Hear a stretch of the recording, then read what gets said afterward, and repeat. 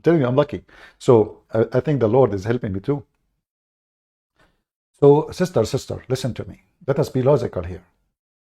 How does Satan test? They will find Gog and Magog if they don't know the location. You know what? I bet you are the smartest in the family of Islam. Not the family of your family. No, you are the smartest, man. So the Satan test, they cannot find it because they don't know the location. Come out of that place. So for the scientists to know more about this, or the geologians to know more about this, they should first know where exactly that wall Exactly. is. So we don't have any. Exactly. Give us the address. The scientists, they will go there and they will find it. Now we go back to Yasser Qadhi. According to Yasser Qadhi, they found the location.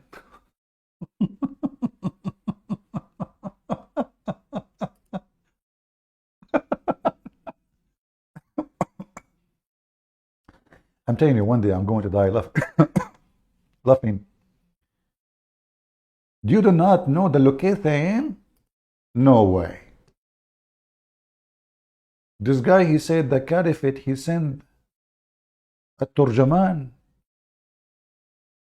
the translator. His name, this is his last name. They call him translator because he speaks many languages, brother. And he found the wall. And this was, you know, in the time of the caliphate. So why you say to the sister, the problem, we do not know where it is? Yasser, spank this guy. He just accused you of a lie. Or according to another transliteration, Ibn Khurradazbeh. And so Ibn Khurdazbeh or Ibn Khurradazbeh, he wrote a book which is still extant to this day. It is called Al-Masaliki wal-Mamalik, the book of routes and the book of kingdoms. Al-Masaliki wal-Mamalik, the book of routes, how you get to place, and the book of kingdoms. And through Ibn Khurdazbeh's work, this legend or this tale or this story was preserved. And it was then further adapted and developed by many later historians of later generations. And from their works, we get this story. So, for example, Al-Idrisi, who wrote his famous geography under the Norman king Roger, he wrote this his famous work on geography, Kitabu Rojar. He preserved the story. Al-Mas'udi, the famous historian, he preserved the story as well. Al-Bayruni as well, he wrote it. Al-Muqaddisi, Ibn al-Jawzi, and on and on. So many of the famous historians whose books are popular in the libraries. You know, guys, did you hear just he said historian? When we say historian, we are talking about a fact. So he's confirming that the guy who found the wall, a turjuman, it's a fact. Historian wrote about it. Historian.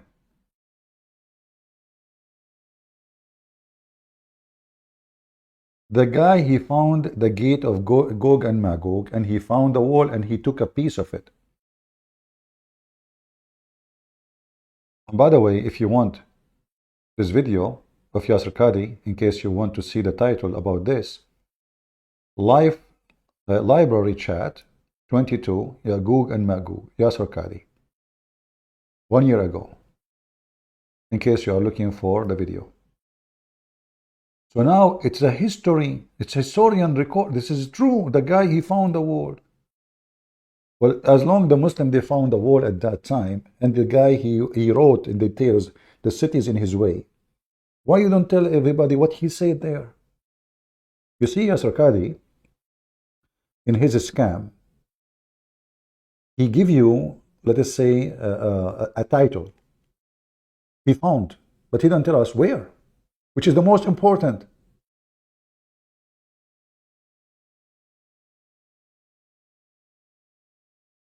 Which is one more important to tell us? That the person, he found the gate and the wall, or where it is. Did he take a selfie with them?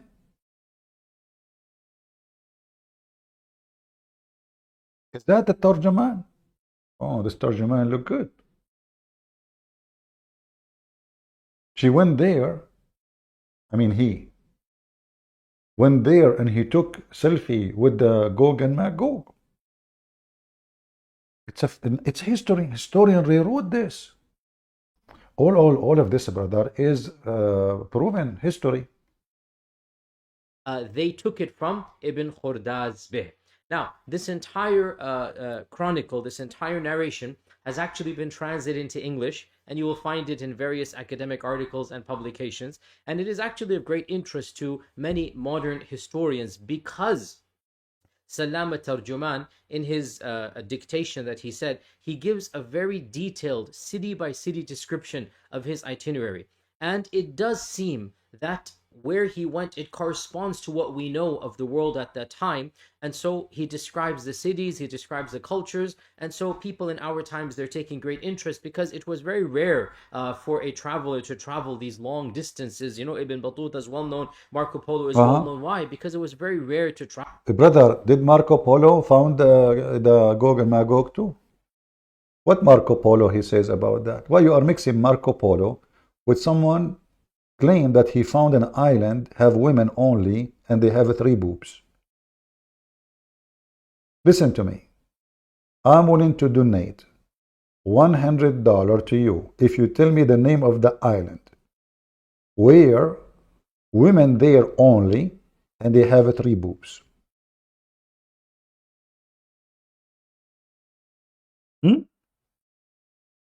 Those are the Muslim discovery men who you trust them? Women with 3 boobs? Are you sure they are not 4? Or 7, maybe like cats? An island have only women. Okay, hold on. If the island have only women, how those people they can continue? They are lesbian, brother. Okay. So when they sleep together, those lesbian, they can have babies? Yes, brother. How they can do that? I did not tell you that the boob number 3 is a penis.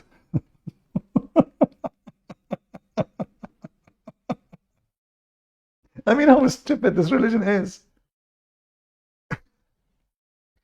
This is the flying carpet of Alibaba. What? Aladdin? Mr. Aladdin? Women with 3 boobs? And this is your historian? And the traveler? True story, brother. We have to take what they say for granted. It's true. You know, if you bring 2 women, they have 2 boobs. Each one of them. And then they are lesbian, they sleep together. They can't have babies. For a very simple reason. The penis is missing. But women who have 3 boobs, the one in the middle, it's a boob, yes, but the nipple is a small penis. And you can imagine, don't imagine, not now at least, after we finish. You can imagine what happened next. So the women who live in the island, how they can have babies if all it's women?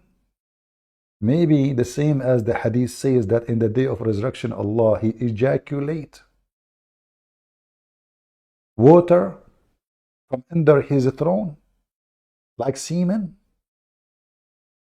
And this is how He resurrect all mankind, by ejaculating semen. When Allah have orgasm, that is how life works. Keep going.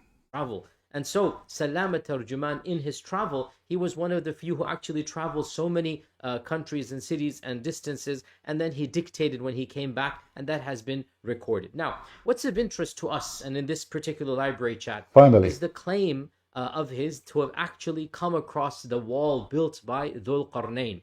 And according to him, inscribed on the gates of that wall were in Arabic, were the Quranic verse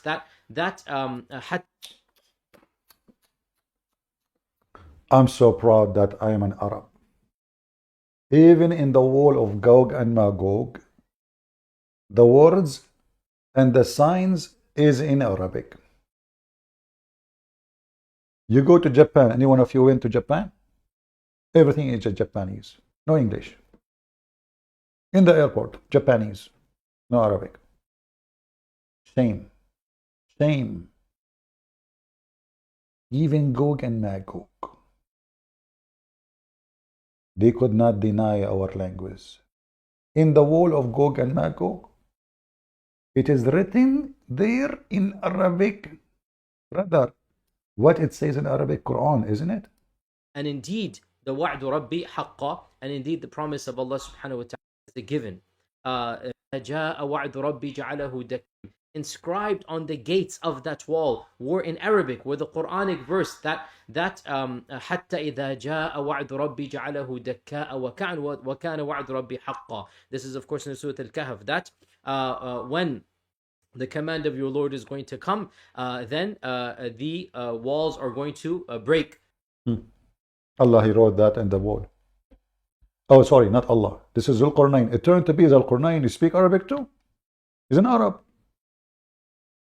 Alexander the Great, he wrote on the wall, because remember, who is the one who built the wall? Alexander the Great. And he was a Muslim, brother. True. Anyone is famous in the time of Muhammad, Muhammad made him Muslim. So Alexander the Great, he wrote on the wall which he built between us and Gog and Magog, Arabic Quran. But at that time, the Quran was not delivered yet. What the heck? Listen, brother. How Alexander the Great, he received the Quran before Muhammad?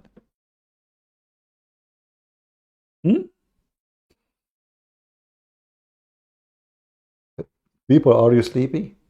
Why we don't have too many people here? Because it's late? Come on, invite your Gog and Magog people. Alexander the Great, he built the wall, and he wrote in the wall a verse in the Quran which nobody knows at that time, because the Quran came to Muhammad. How Alexander the Great knew about it?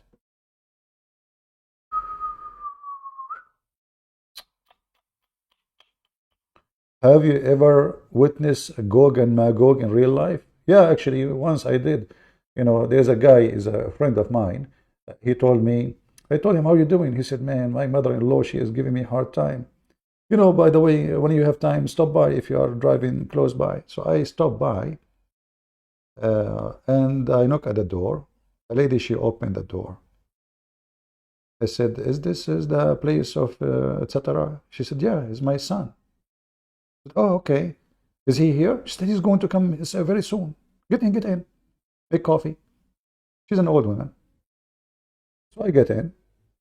And I said, so how he is doing? You know, he's not feeling good these days. So why he's not feeling good? I said, I don't know, like his mother-in-law, she is giving him a hard time. It turned to be, she is the mother-in-law.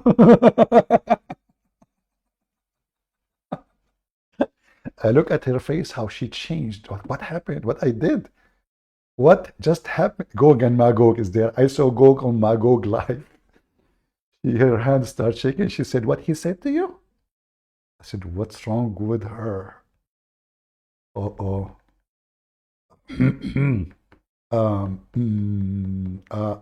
know, I need to go.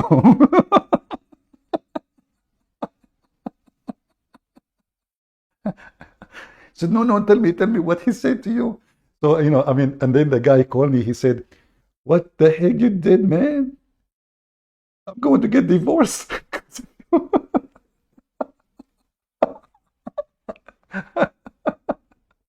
So yes, I saw Gog and Magog. Unbelievable. I mean, her eyes was almost coming out from her head. What? And you are saying to me you did not watch this? I did. So listen carefully. The guy went there and he brought a piece of rock with him back. What do you want more as a proof? And not only that, in the wall it's written Quran in Arabic.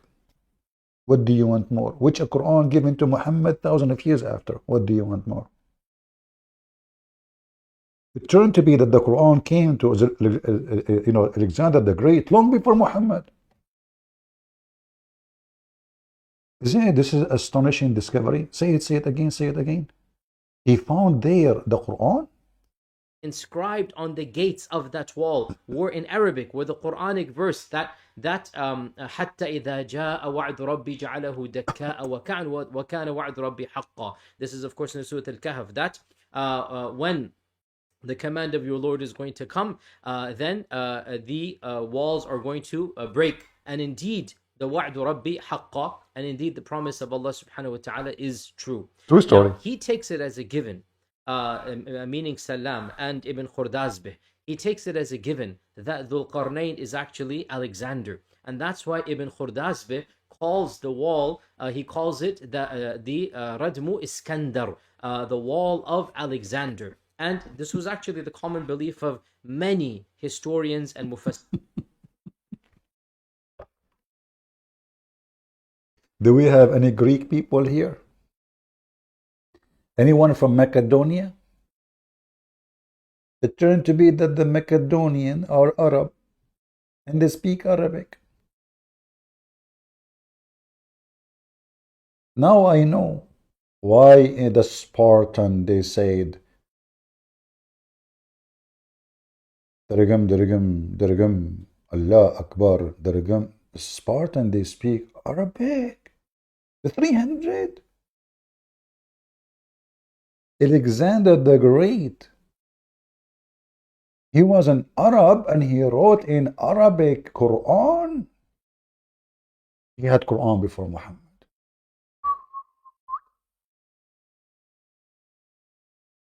Astonishing story. And those people, they don't want to believe in the truth. Alexander the Great, he built the wall between us and Gog and Magog, and he wrote in Arabic and he wrote Quran. It turned to be that Alexander the Great, the prophet of Allah, he received Quran before Muhammad, the exact same Quran. Don't ask questions, because the second you ask questions, you will notice how stupid the story is. And scholars of Hadith as well, that Dhul Qarnayn was Alexander. And Ibn Khurdazbeh records in a lot of detail the construction of the wall, the materials of the wall, the gates of the wall, the designs of the wall. In fact, Ibn Khurdazbeh says, of course, Ibn Khurdazbeh is the historian who heard it from Salam. Ibn Khurdazbeh records that Salam says that he met people who were guarding the gate and were well aware that behind the wall were Ya'juj and Ma'juj.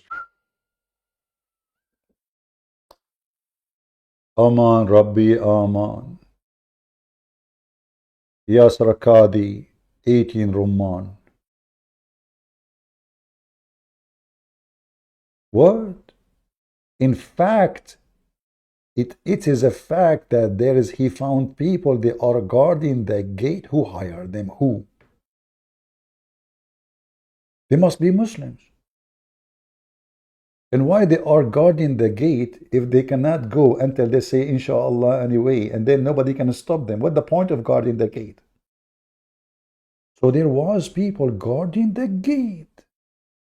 It's a fact, bro. In fact, he recorded, he found people guarding the gate. And Ibn Khurdazbeh records in a lot of detail the construction of the wall, the materials of the wall, the gates of the wall, the designs of the wall. In fact, Ibn Khurdazbeh says, of course, Ibn Khurdazbeh is the historian who heard it from Salam. Ibn Khurdazbeh records that Salam says that he met people who were guarding the gate and were well aware that behind the wall were Ya'juj and Ma'juj, and that they had seen Ya'juj and Ma'juj. And according to Salam, Ya'juj and Ma'juj were small creatures, 3 foot tall. What?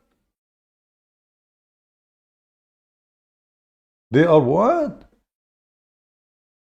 3 foot tall? I got the picture wrong. What the heck?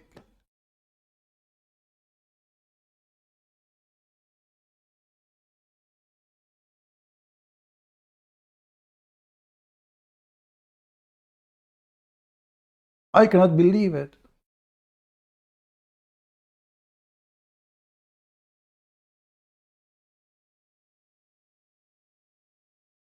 3 foot tall?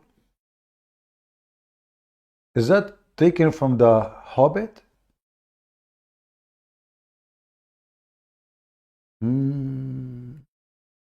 Now I understand why in the movie they have very weird hair in their feet.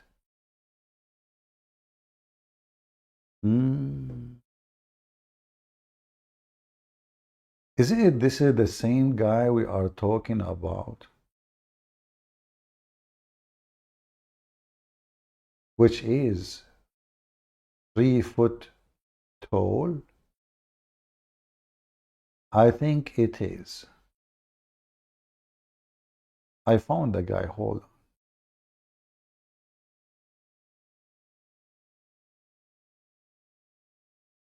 on. I found the whole team actually. Brother.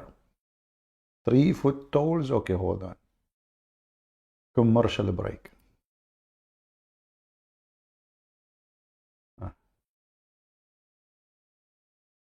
3 foot tall? That's it. Those are the one Gog and Magog. Look at their ears, brother.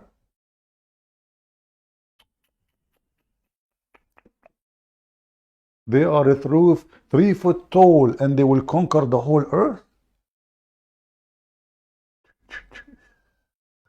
What? Muslims,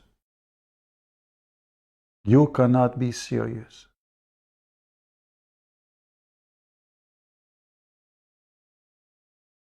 I'm really impressed with the stories of a Prophet Muhammad. Now we know why this guy with the white beard, the big magician, when he come to them, he was so tall and they were so small.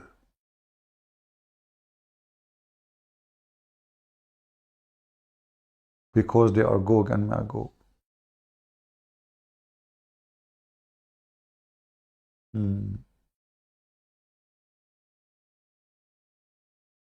I really like the Islamic facts. Go, Yasir Rakadi, tell us more. Other people add here, Ibn al-Tabari, for example, mentions that Ya'juj and Ma'juj, they procreate profusely, and that for every one amongst them, more than 1,000, children are born. And in fact, this is recorded in many books of. There's no TV. Gog and Magog, they don't have TV. They just boom, boom, boom, boom. Every one of them, before he die, he will have 1,000 babies. And then each one of the 1,000, he will have 1,000. So can you imagine how many trillion of them now is in the earth? Listen carefully. Based on what the Muslim believe, each one of them, we just heard him saying, he will have 1,000 sons before he die. This is just the male, not the females. And then let us calculate the number. Let us say there is only one Gog and Magog exist in the time of Alexander the Great, which is not true, because according to Muslims, there is at least 24 tribes, and one of the tribe of Gog and Magog was out, and those are the Turkish. The Muslims believe that the Turkish are a tribe of Gog and Magog, and this is why they are supposedly, according to Muhammad, they are criminals. They are from Gog and Magog. So one tribe was in a hunting trip. So when Gog and Magog wall was built by Alexander the Great, one of the tribes of Gog and Magog escaped the wall, which is Erdogan tribe. But now we discover that Gog and Magog, they are 3 foot tall. Yesterday we were talking about Mimi Hijab explaining why Adam was 27 meters tall. Now, it turned to be there is a creatures who they are very, not a human, but they have a different look, weird look. But they are 3 foot tall. Tell us more. Ibn Hajar even narrates this in his Fath al-Bari, and others, they record this from some of the earliest authorities of our faith tradition, meaning of the first generation by name and of the second generation. They mention stories about Ya'juj and Ma'juj, that no one amongst them dies until he has left 1,000 children. For every one that dies, they leave 1,000. And other books mention, again, all of these are early books in the first 4 or 5 centuries of Islam. Other books mention. Do you know that Gog and Magog, they have one ear which is in the size of a tent, and they can sleep inside it? He sleep inside his ear, the guy. Yes, yes, brother. He sleep inside his ear. That Ya'juj and Ma'juj, they constantly, their children are constantly engaged in public zina, a'udhu billah, and so A'udhu billah. They keep having fornication.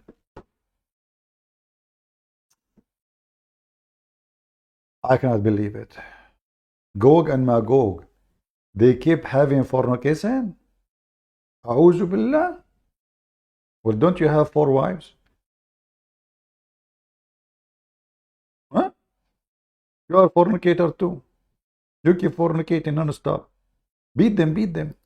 They're just procreating like beasts and creatures, and they are semi-humanoid creatures living in the. You are semi what? Are you talking about my guns? Semi-automatic? What semi? What, a human? Furthest regions of this world, and on and on. In fact, Ibn Hisham, the author of the Seerah, in his other history book, Ibn Hisham actually, again, quite factually writes that Iskandar, Alexander, was the one who blocked Ya'juj and Ma'juj, and he blocked them in the nether regions of the world. Al-Idrisi writes in his famous work on geography, and again, quite factually, that Ya'juj and Ma'juj live in the furthest regions of the east. Al-Idrisi, in his famous book that he wrote for King Roger of Sicily, the Norman king of Sicily, Al-Idrisi, following Ptolemy and before him Aristotle, following these ancient Greek geographers, Al-Idrisi divided the world into 7 iqlim. Iqlim is the Arabic word for climb, which is the Greek word climbs. Ptolemy divided the world. Guys, it is an Arabic word, but it's a Greek word.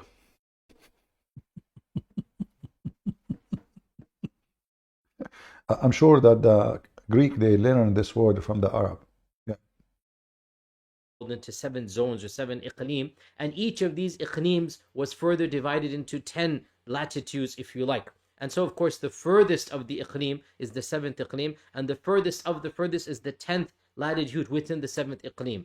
Al-Idrisi says that Ya'juj and Ma'juj live in the 9th latitude. No way. We have the latitude now? So why you don't put it in the map? What the heck?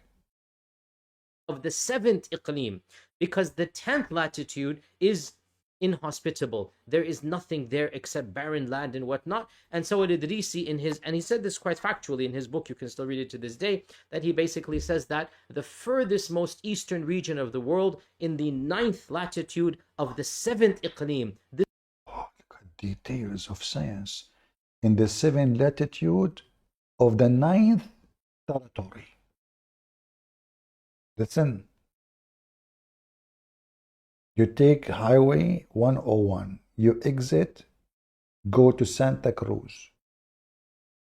From Santa Cruz, you exit to Santa Cruz. When you see the bruise, those are the bruise of Gog and Magog. Now we know the address. We know the latitude. What is missing? What? This is where Ya'juj and Ma'juj live, trapped behind the wall of Iskandar. And again, he quite factually writes that the descendants of Ya'juj are 3 feet tall, and their ears hang all the way down to their necks, and their heads are completely circular. They're complete, like, round globes, and they can leap amazing distances, and they constantly fornicate, and they have each of them. What a shitty nation. Shame on you, Gog and Magog. You are 3 foot tall, which means your penis is so small, but yet you keep fornicating. How you can do that? Them has 1,000 children, and he goes on and on and on. Now, the point being, it is quite clear that a lot of our early authorities, Now we go to the cheese. It's quite clear what? historians, and even mainstream scholars had understandings of Ya'juj and Ma'juj that, frankly, as we are now very clearly can say, are not based upon the Quran and Sunnah. So the question arises, therefore, what are we to make of the reality of Ya'juj and Ma'juj? Hold on. How in the beginning you said that the caliphate, he sent a man and he found the wall, and then he was rewarded for finding the wall. And now you are saying that those stories are not based on the Quran. What do you mean? What didn't the Quran say is there's a wall? Doesn't the Quran say they are behind the wall? If you mean the description of Gog and Magog, well, your prophet himself, he gave description for them.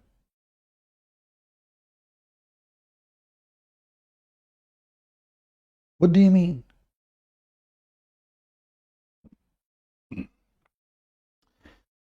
And according to your prophet, by the way, at the end of the time, Gog and Magog, they will be using arrows.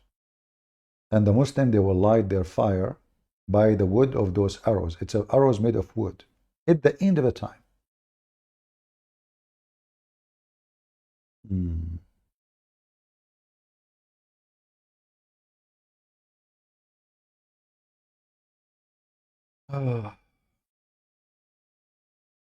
What I can say. Muhammad, he have all the information which is proven to us that he is a prophet of God.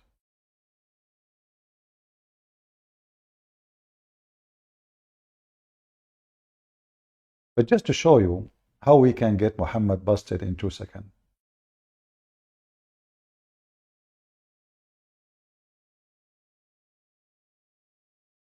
The signs of the Day of Judgment, according to Muhammad, is the same as the following.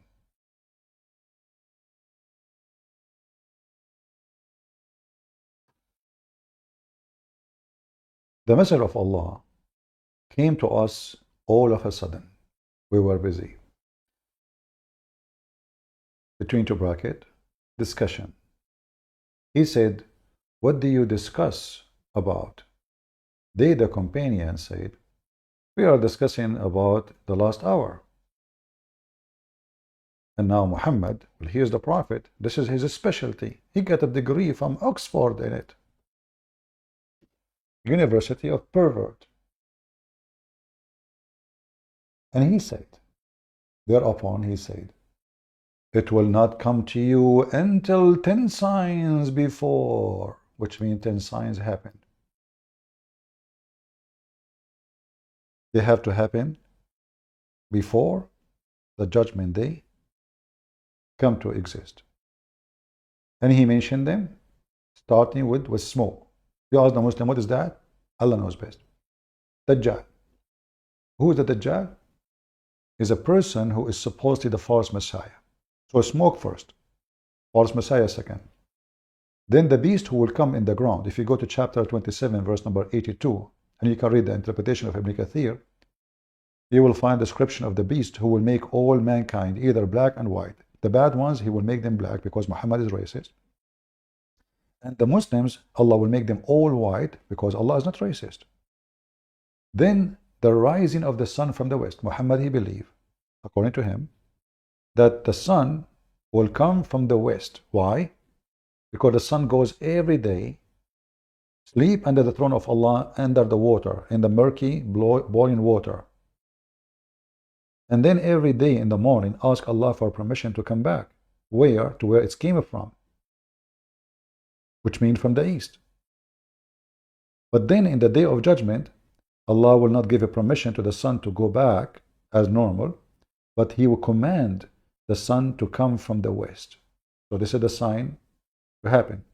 And then after all of those happen, then the descendant of Jesus, the son of Mary, and at the end, Gog and Magog.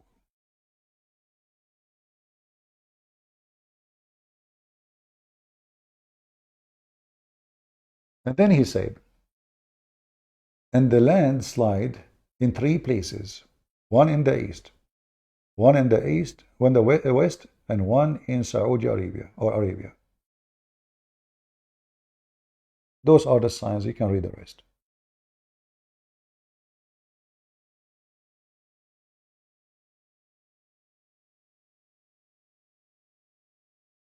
But the same man, Muhammad, he woke up at night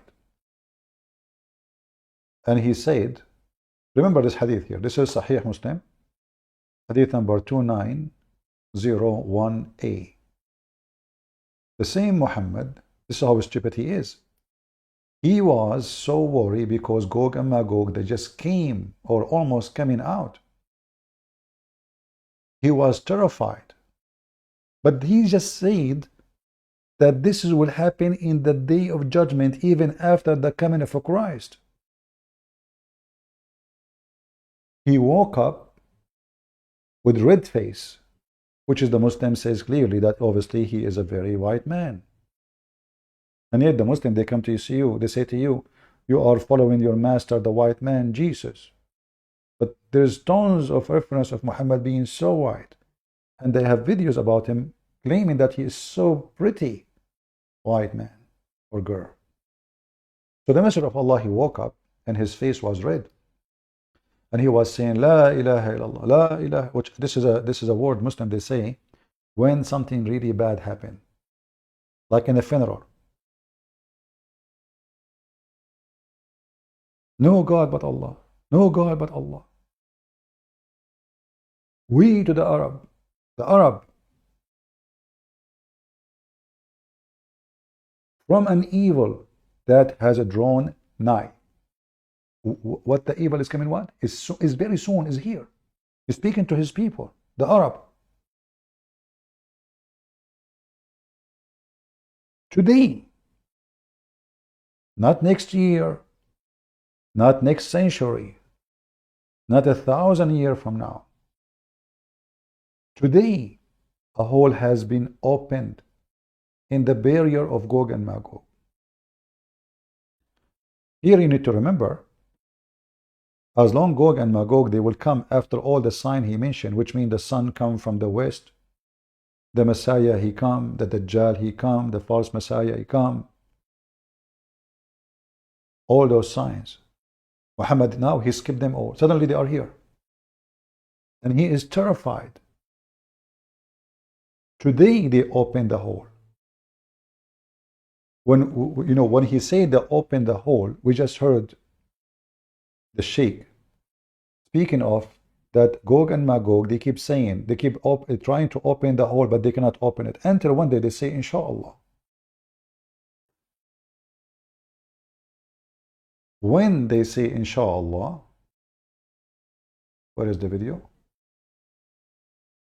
When they say Inshallah, they will be able to open the wall. But it's open in the time of Muhammad. Because that hole will not open until they say Inshallah, and then this is the day when they come out. That's it. That's why Muhammad is terrified, saying, "Oh, we to the Arab, oh, we to the Arab." Today. You see, if a Muslim tries to fix it, says, "Oh, he don't mean that they are coming." No, he's saying, "Oh, we to the Arab." So if it's not going to be now, why now? Why he's saying today? So if it's going to be happen 10,000 years after, why he's saying today? Why his face is red? Why he is terrified? Them that they can do nothing unless they are reliant on Allah subhanahu wa ta'ala. But the time when they say Inshallah, when they add the word Inshallah, if Allah says, if God wills, if Allah wills, we will complete this time, they will manage to break the wall and come out of that place. See? The hole will never open. Each time they dig, they go to sleep. They come in the second day. They find that the wall is fixed. So Muhammad is worried about what? He's worried because they are coming out. They were able to open the hole. Before, they keep digging and digging and digging, and they could not open it. On it. And whenever they end up into that small hole, which we have previously mentioned and the sister has referred to, they say we will complete it tomorrow. They become dependent on their strength, on their power, on their intelligence. And Allah subhanahu wa ta'ala shows them that they can do nothing unless they are reliant on Allah subhanahu wa ta'ala. But the time when they say inshallah, when they add the word inshallah, if Allah says, if God wills, if Allah wills, we will complete it this time, they will manage to break the wall and come out of that place. It's just the power of inshallah.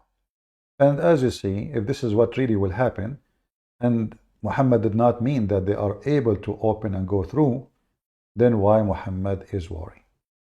There's no reason to be worried. Either he is worried because they were able to go through, as we showed you in the hadith, or his worry is stupid. Today, Gog and Magog, they are people exist supposedly before Alexander the Great. And they could not open the hole today. So Muhammad is reporting something just happened now. Something unique. Never happened before. What happened? Gog and Magog, they open a hole in the wall. We to the Arab. Scary things happen today. Take selfie with Gog and Magog, they are coming to you. And this is a clear proof that Muhammad is a false prophet. Do we have any Muhammadan there to call me? Skype is silence. Muslims in coma. It's a topic they hate to mention, they hate to speak about. We have Muslims in the chat, but they don't call us. I don't know why. Why you don't call us, my friend? Get me busted.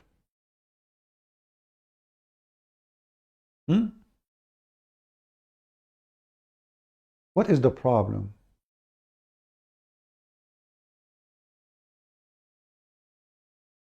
We have a Muslim, his name is Shu.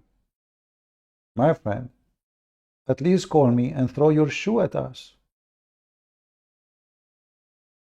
And I find your name, by the way, very weird. Your name is Shu. Do you know that the first fight between Muslims and Muslims was by shoes? Do you know that the first battle between Muslims and Muslims is called Ma'arakatul Qanadir? Qandara? I'm not lying. Call me. I will show you the reference. The Prophet and his companion, they divided two parties. One in the side of the Prophet and one on the side of Ibn Salul. And when they start an argument, and the man who is a Muslim, he said to Muhammad, the smell of your donkey is stinky, man. And they start arguing about religion. Imagine Muslims arguing with Muhammad and his companion, and they are Muslim too, and they are his companion. And then they start throwing qanadir, which is shoes, at each other. Guys, imagine if we have the disciple of Jesus. Imagine if the Muslims, they found a story that Peter and John, they were throwing shoes at each other.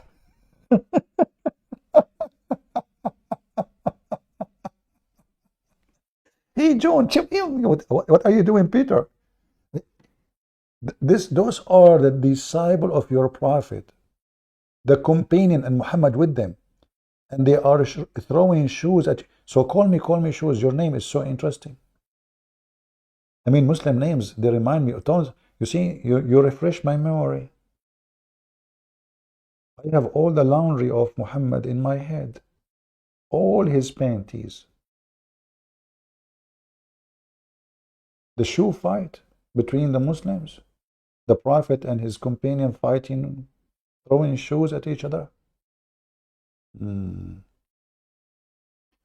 All right, all right.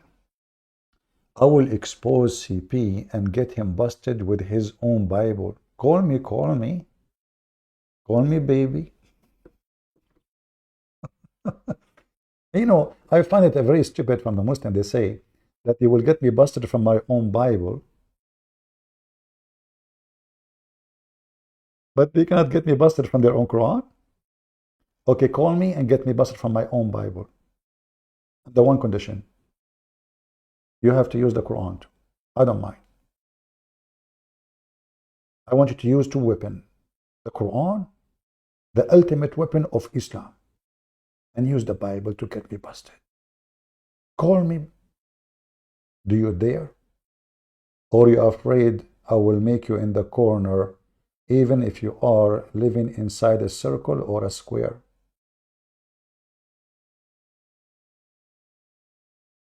So Muhammad here, he get himself busted.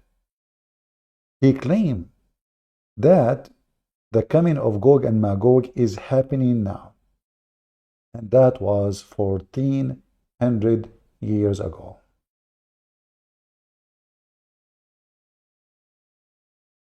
False prophet.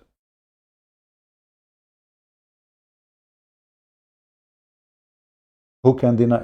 Can they say this is weak? No. This is Sahih. And it exists almost in every single authentic book. Authentic.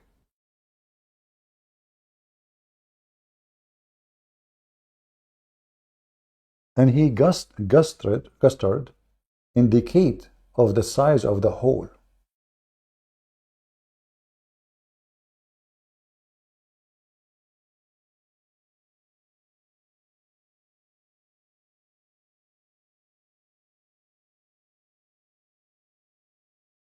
Any Muhammadan? Let us go back to Yasir Qadhi, who is telling us that how the Muslim they found the location and latitude and attitude of Gog and Magog. Ma'juj. And how do we understand these types of statements that are found in mainstream books? As I said, Tafsir al-Tabari has some of these types of reports. Most of the books of Tafsir, most of the books of the narrations of Hadith, the interpretations, the Sharh of the Hadith, Ibn Hajar as well and others, they have these types of reports, and sometimes they don't comment, they just leave them there. And again, I mean, a simple reality is that if every one of them had 1,000 children, obviously, very, very, very basic algebra will tell you that in 2 generations, if 1,000 have 1,000, each one of them has 1,000. In 2 generations, that's 60 years, you're going to have 1 million. And basically, in 3 generations, you're going to have 1 billion. And just in 4 generations, if we were to follow this math, which is 4 generations is 120 years, less than 120 years. In 4 generations, if this is true, you will have more members of Ya'juj and Ma'juj than the entire cumulative number of mankind. Just in 3 generations. Just in 3 generations. We will have what? Gog and Magog, more than all human beings, 3 generations only. Now remember, he's talking about one person. He's calculating the numbers based on one person. If one person, he have 1,000. From that one person, in 3 generations, we will have more Gog and Magog than all mankind together. But we are talking about what? We are talking about thousands of years ago. So now they are not billions. They are not even trillions. They are billions of trillions, if not trillions of trillions. So where are they?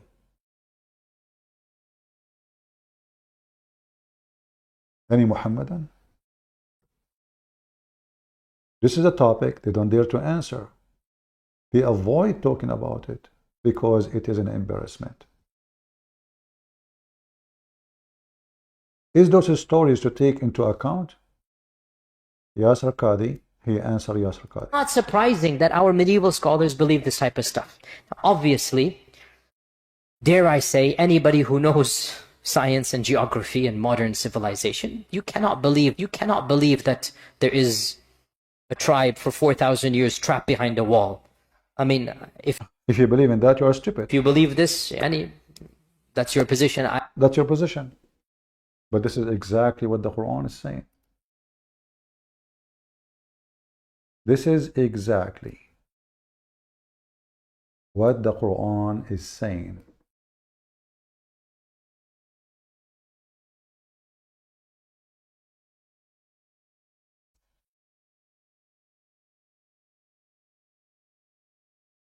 Read with me.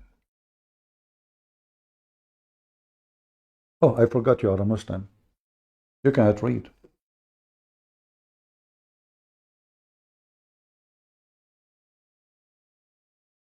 I apologize for insulting you. You are following an illiterate prophet as you claim. And because he is illiterate, he adopted all those stupid fiction, fairy tale stories for kids. They said, O Zulqarnain. We can go back actually. You know, this is the same story where Zulqarnain, he found where the sun set and where the sun rise. And now he found, that's it, he arrived to the end of the earth. He found where Gog and Magog. So those people who they have no shelter upon them, they said to Zulqarnain, and supposedly they don't even know how to say a word. They are stupid. Even the verse here, it says, look, he found people, those people who they cannot understand a word. Suddenly those people who don't understand the word, they became wise, and they are speaking fluently a language, and they are wise and with the solution. And they said to him in Arabic,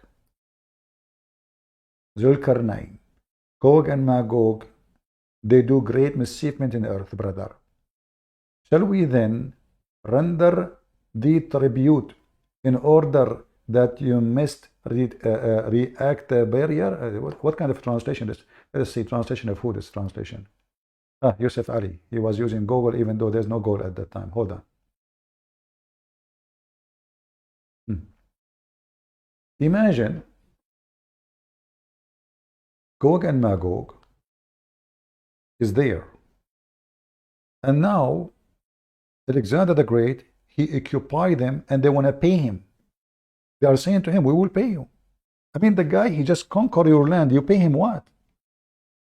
Which means all their money, even their life, is belong to him now. Guys, imagine. A king, he occupied the land. He occupied. He's not invited. And then you say to him, we will pay you. A man who controlled the whole earth according to Muslims. People, they say to him, we will pay you if you build for us a dam. Alexander the Great, he's getting paid. Alexander the Great, when he heard this, he said, how much you will pay me? How much? I mean, this guy, he conquered Babylon, he conquered Persia, he conquered Africa, and now you will pay him. How much you will pay him? Bitcoins? Who is the stupid in the world when they believe such a thing?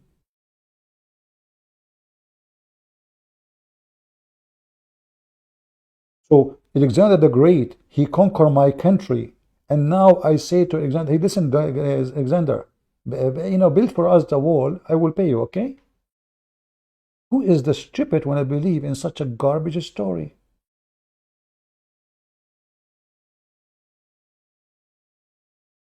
And then Alexander the Great, he told them, okay, bring me blocks of iron.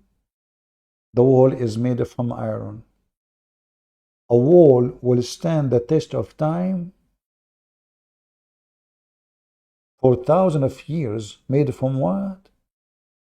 Iron. It's not even steel. It's not even stainless steel. It's just iron. All of us, we knew, if you leave iron for a few years out in the rain, the iron will rust. 10, 20 years, 30 years, 50 years, the iron will start having holes in it, will collapse, will become dust. So the wall is made of iron, and he used the copper as a cement between the blocks of the iron. And then, brother, since then, Gog and Magog, they cannot get out. And this is because of what? Because Islam teaches that the earth is flat. You know, think about it. If I build a wall between two mountains, how that can prevent such a huge population by trillions not to go through? It's just a wall between two mountains. This is what the Quran is saying. They can go around them, they can climb the mountain, they can climb the wall.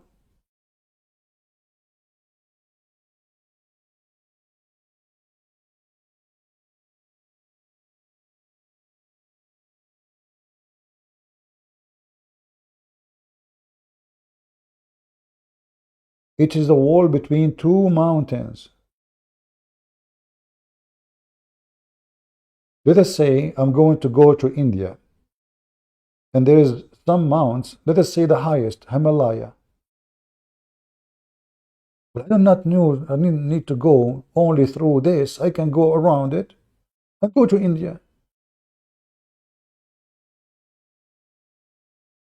It is the wall between two mountains.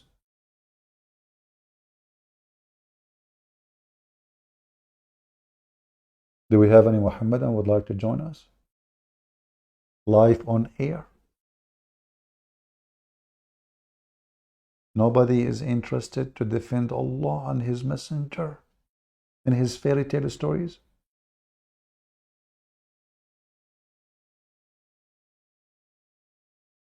This is one of the clear proofs that Islam teaches that the earth is flat. And in fact, the Quran says that clearly. Allah, He made the earth bisat. What? What bisat? Carpet. I remember once a Muslim, he was a stupid kid. He wanted to refute me. So he made a video saying that the Quran says that the earth is the same as the shape of an egg. Shape of what? An egg. The stupid Zakir Naik, he copied the kid. This kid, he was 19 years old.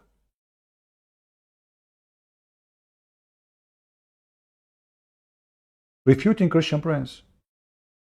He said the word dahaha is coming from the word duhya. But this is not what it is. Anyone can open the dictionary and you will see in 2 seconds, even the video of Mimi Hijab, which is speaking is the earth is flat in the Quran, he say that somebody said that the earth is in shape of an egg. This is false. Doesn't say that. Even Mimi Hijab.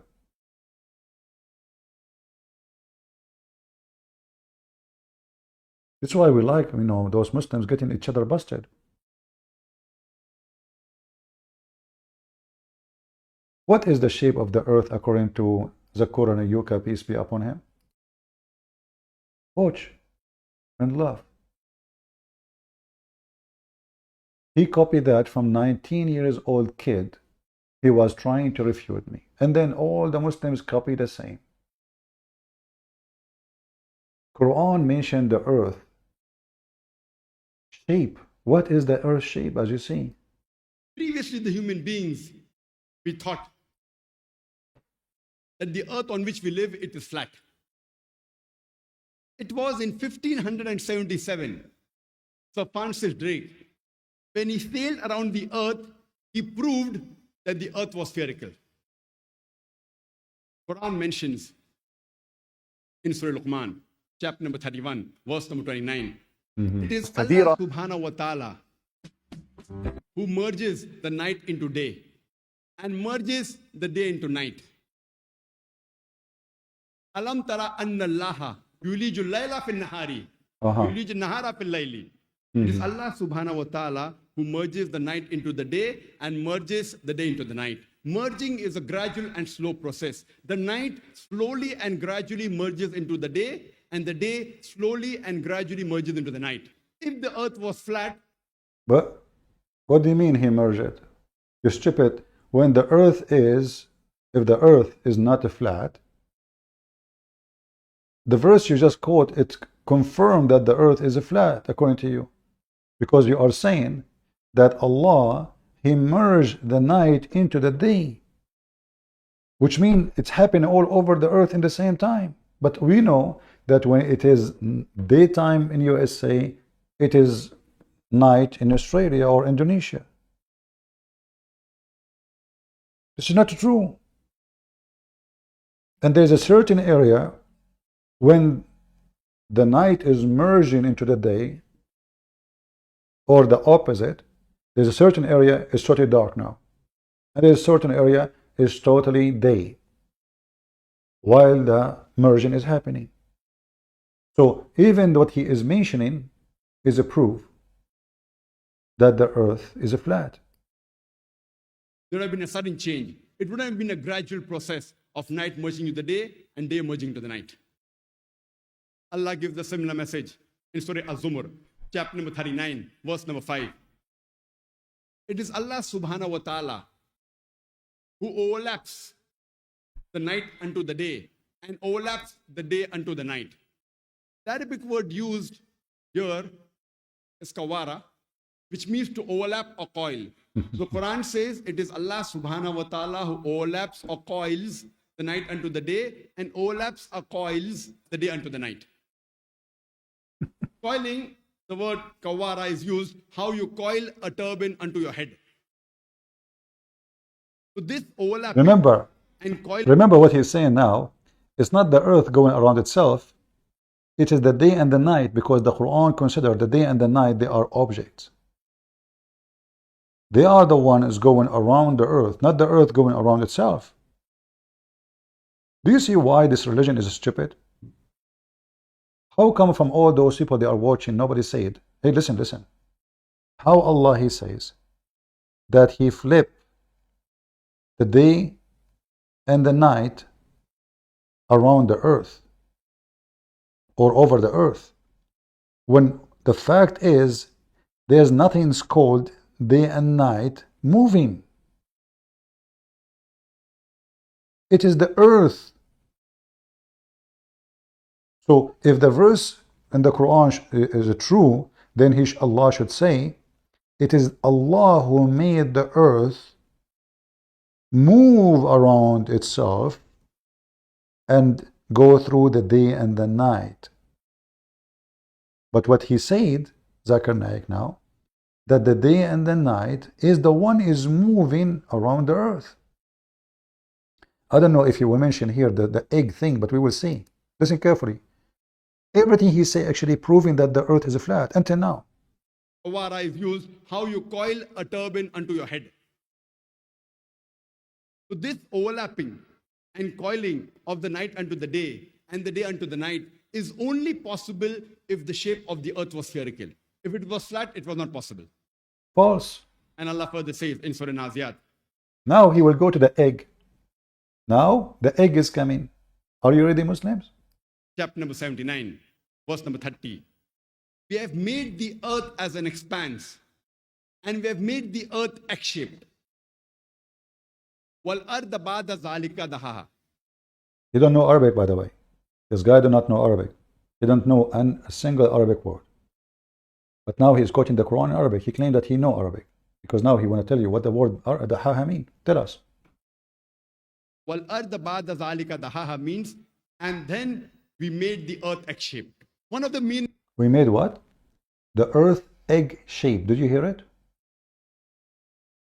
Did you hear it? We made the earth egg-shape. Well, this is Mimi Hijab, and he speak Arabic. Who is the one who lie more? Arab-speaking Muslims? This guy is an Arab, he's an Egyptian. or a Pakistani Indian Muslim. And using the interdisciplinary approach where we consult with scientists, with theologians, with scholars of different backgrounds within the Islamic tradition, and of course with philosophers of science, to come to conclusions about the extent to which there is in fact a conflict, a supposed conflict, between what is observably observable to us, empirically let's say, and the Quranic text. This of course requires knowledge in many different areas, and I would like to thank all of those who contributed to this series before I begin. Now, this video comprises of the, as I've mentioned, most common contentions. You may see the most common contentions in the description box below, because you might not need answers to all of them. So you might have a particular contention that you would like answered, rather than all of them. And so you can go to the description box, which will act like a contents page. And you can... Abdul, go to the topic. What's wrong with this, Abduls? We click at what you made to watch the answer. Where is the answer?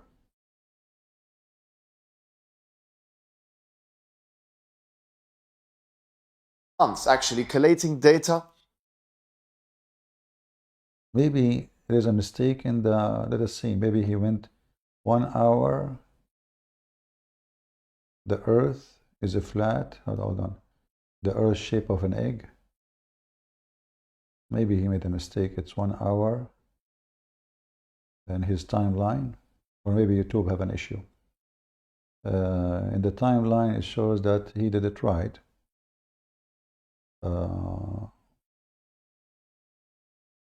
Right.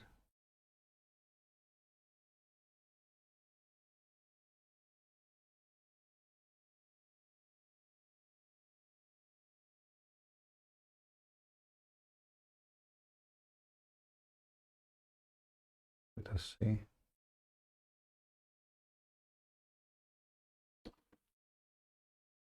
Did the Prophet says that okay, the roundness is an ostrich egg? Yeah, it's 1:18. So maybe it's 1 hour and 18, and YouTube is not getting it right. Let us go to 1 hour and 18.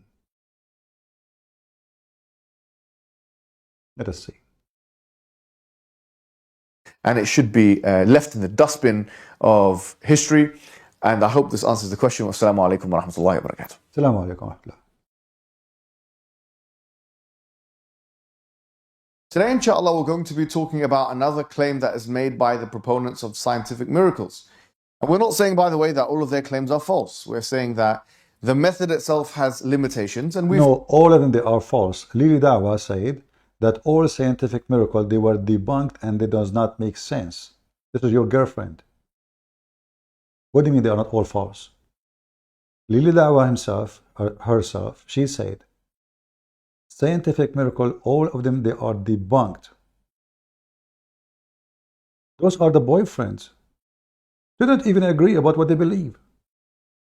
We've discussed this, the limitations of the methods in the video about Big Bang, and there will be a discussion, another video about the multi-layered approach, which is, we believe, a more sophisticated approach to dealing with naturalistic verses in the Quran.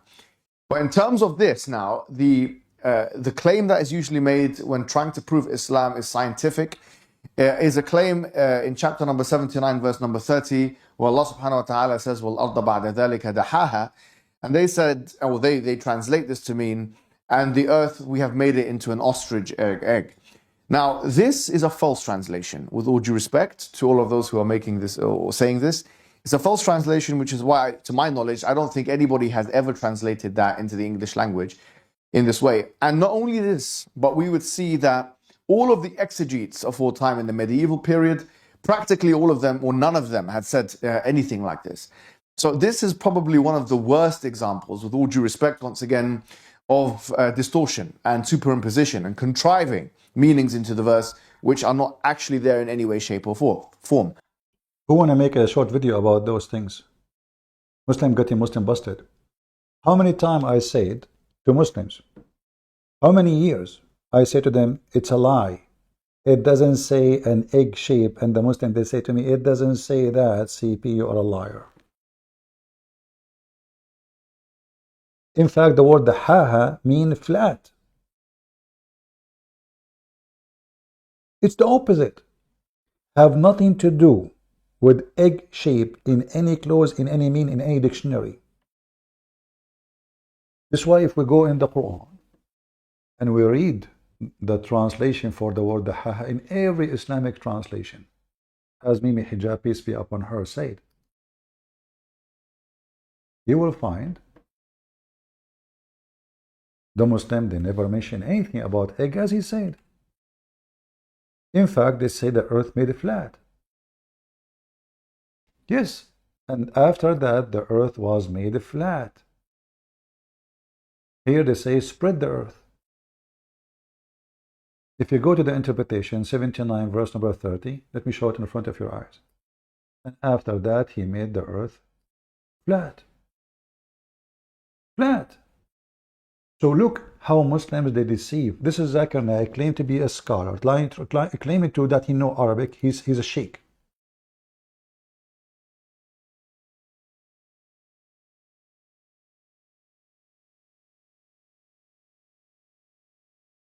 Claiming that the earth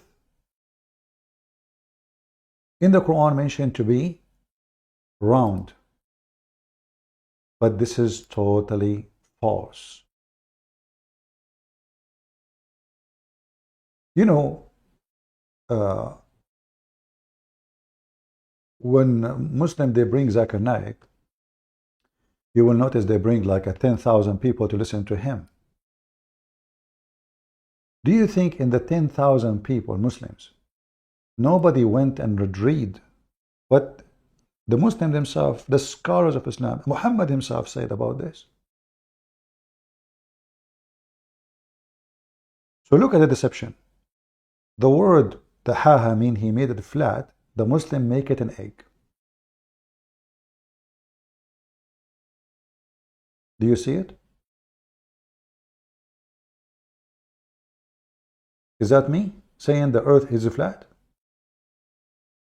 The flat earth religion, suddenly, in order to manipulate and make people think that Islam and science, they work together, they fabricate a word is not even there, and they replace a word which is there, which is mean flat, with the word saying the shape of an egg. Can we trust Muslims to explain to us their religion? No, we cannot. We just heard this Abdul saying this is not true. This is absolutely false. This is in the Quran. But in terms of this now, the claim that is usually made when trying to prove Islam is scientific is a claim in chapter number 79, verse number 30, where Allah subhanahu wa ta'ala says, وَالْأَرْضَ بَعْدَ ذَلِكَ دَحَاهَا. And they said, or they translate this to mean, and the earth, we have made it into an ostrich egg. Now, this is a false translation, with all due respect to all of those who are making this or saying this. It's a false translation, which is why, to my knowledge, I don't think anybody has ever translated that into the English language in this way. And not only this, but we would see that all of the exegetes of all time in the medieval period, practically all of them, or none of them, had said anything like this. Islam is nothing but a bunch of lies. And Muslims, thank you for getting each other busted.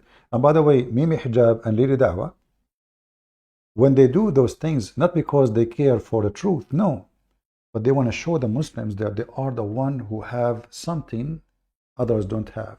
It's just to attract a view. When Ali Dawah made it clear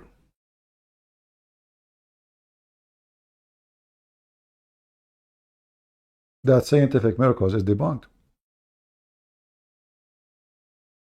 why he would say that? Give me a reason. Why people who they are trying to convert people to Islam, are they getting honest now? No. This is not about honesty. And this is like some Christian, they say, oh, finally the Muslims, they agree. They don't, this is not about agreement. This is about they notice that in order to get the attention, in order to be different, we have to say something different, even if it's going to cause Islam or cause Islam trouble. How many people now, they play the video of Lily Dawah? How many?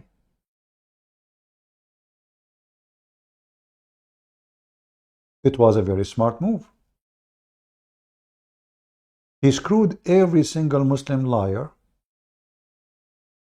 in the expense of Islam so he can get more publicity by making himself a person who say the truth. And now even the Christians, they play his video. What do you want more?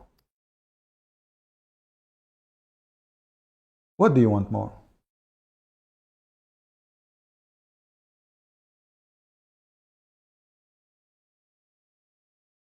This is Lily Dawah refuting Mimi Hijab.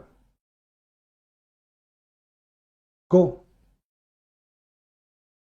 Your friends. Okay, so guys, this is a quick video, inshallah. I didn't want to do a dedicated video to this. I was here with the brothers filming for the podcast, and I thought while I'm sat here, I'll quickly touch up on this quickly because it's not really that important. So in the Andrew Tate video that I did, I mentioned that the scientific miracles in the Quran got debunked. And for some odd reason, funnily enough, like as if they thought that it was a slip of the tongue. I'll repeat it again, very carefully. The scientific miracles argument in the Quran got debunked. Yeah? I hope my tajweed was on point. Debunked. All of it, it's a lie. All of it. And we are proud of that. So we lie to people in order to convert them to Islam. And not only that, he said that he himself, he converted to Islam because of this lie. By the way, he is a son of Muslim family. This guy is a Kurdish from Turkey. What do you mean you convert to Islam? What do you mean exactly?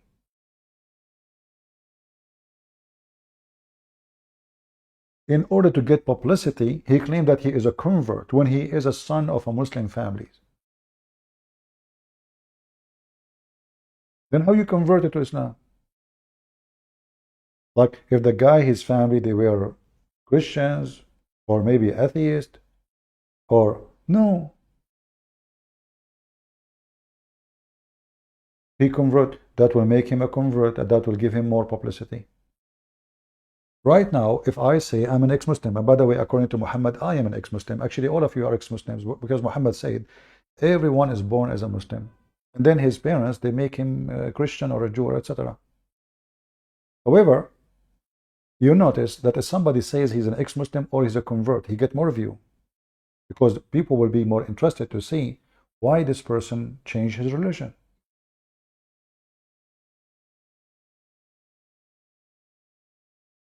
So it is a bite to click. He's an ex-Muslim. You will see many Christian channels, they invite someone who's an ex-Muslim to their program. Why? Because that will bring more people to see why this guy he left. But if you ask yourself, what is a big deal if he became a Christian or not? That will not approve or disapprove. If somebody become a Christian and he was a sheikh, the wife of Muhammad herself, she left Islam and she joined in marriage a Christian man. His wife. She ran away from Muhammad.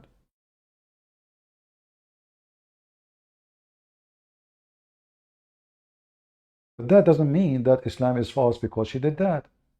That can give us something, some information about, oh, okay, even his own family, they were not convinced. Even the uncle of Muhammad, who Muhammad grew in his house, he died and he refused to accept Muhammad as a prophet. Then we need to ask ourselves, why even the uncle of Muhammad died and he refused to accept Islam. Why the uncles of Muhammad refused Islam? Because they knew their unknown nephew, who is he? They rejected him. But somebody converting to a religion does not disapprove the religion. If all the Muslims convert to Christianity, all of them, does not mean Christianity is true. Because Muslims convert to, no, that's not, that's a false, let us say, way to discuss things. Or vice versa. If all the Christians became Muslims, that does not mean that Islam is right. What makes Islam right or Christianity to be right is being right. It's not about how many people believe in it. Otherwise, if this is the case, then we have to say atheism is the true religion. A lot of people from all religion convert to atheism.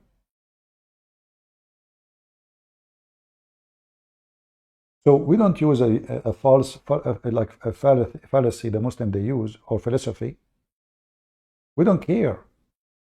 But when you notice here that if Islam is a true religion from a true God, or let us say true faith, then why the Muslim they were lying all those years about scientific miracles when the Quran is nothing but a collection of fairy tale stories?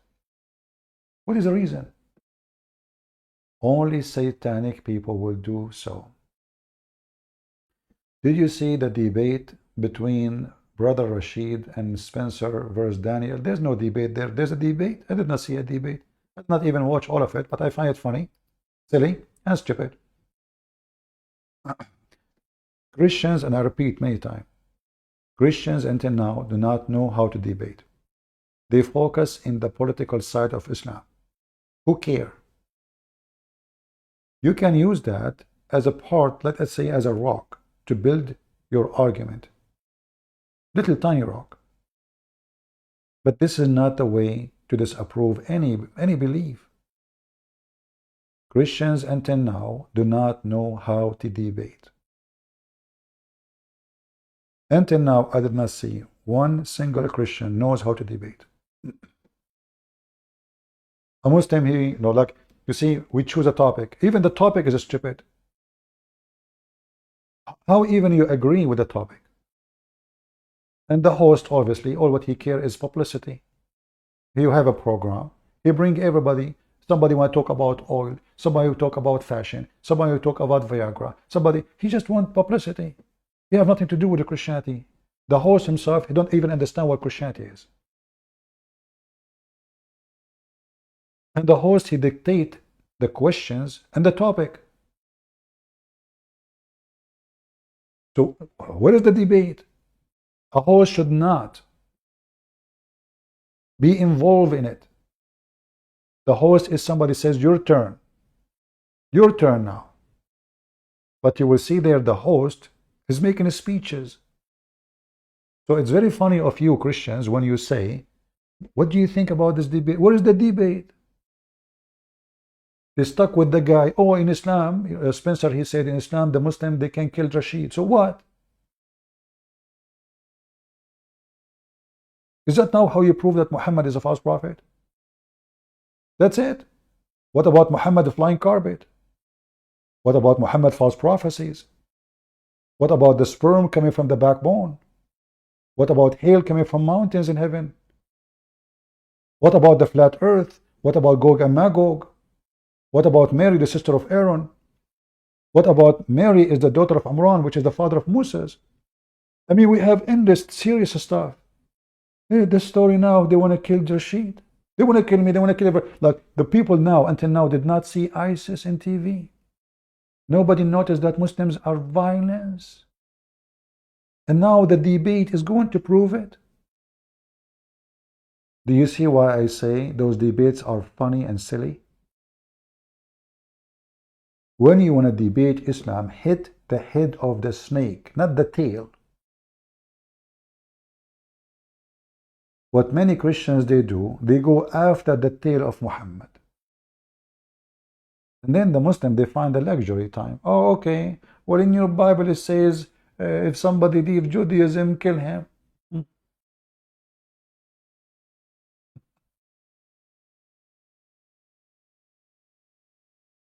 Learn how to debate. Yesterday, Muslims, they called us to prove that Jesus is not the Son of God. If you remember. You remember? And they said what? When the demon, they said to Jesus, why you want to destroy us? Jesus, he rebuked them, which means he is saying, I am not the Son of God. But this is not what the verse is saying.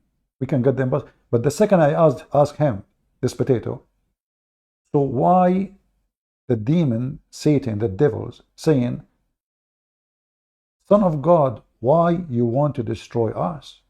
Who is the one who can destroy they refuse to answer. Who is the one can destroy Satan or the devil? No man can do. So Jesus rebuked them. If you go in other verses of the Bible, you will see that Jesus rebuking them because they start shouting, oh Son of God, oh Son of God. He don't want people to know yet. Who is he? It says there in front of their eyes. In fact, in Luke chapter 1, it says when the angels came to Mary, they said to her, you will have a child, you will have a son. He shall be called the Son of God.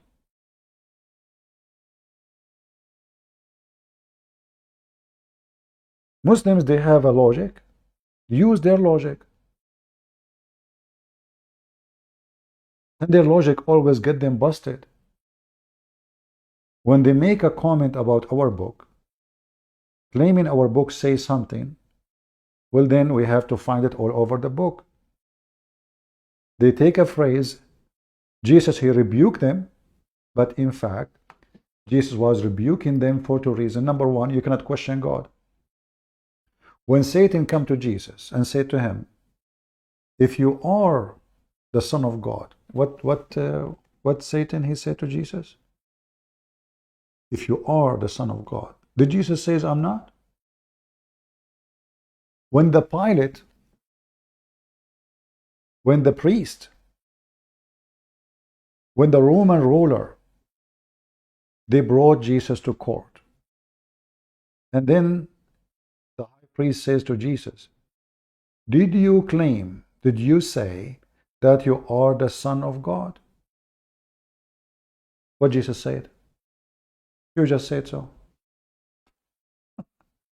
Yet the Abdul, he says, who, the Bible says he is not the Son of God.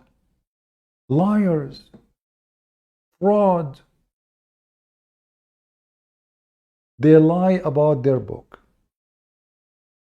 They lie about miracles. They try to duct tape the stupidity of Muhammad, Gog and Magog, all the fairy tales, flying carpet. They cannot answer a single verse about their book. Is Ibn Kathir is a Muslim? I don't know. Is Al-Qurtubi a Muslim? I don't know. Who's a Muslim? Only him. They think by saying I do not know, they can escape. Then another donkey, he called me. Actually, I should make maybe a video about it. The title. Ultimate Fart, he called me yesterday, and he claimed. It's recorded. I hope some of you made a video about it already.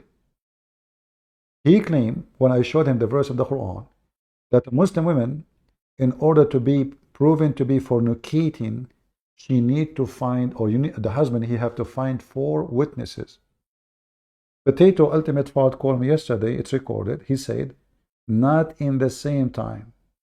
So he is saying that a Muslim woman, she have to be effed at least 4 times in 4 different days and bring 4 different witnesses in order to prove that she is fornicating.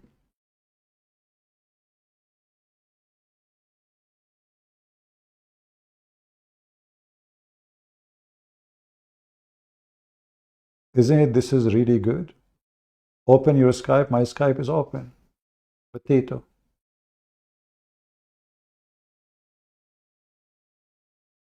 It's open. Go to the info, you will see which Skype we are talking about. So this religion is a religion of stupidity. We can't even call it a religion. Let us hear Lili Dawa.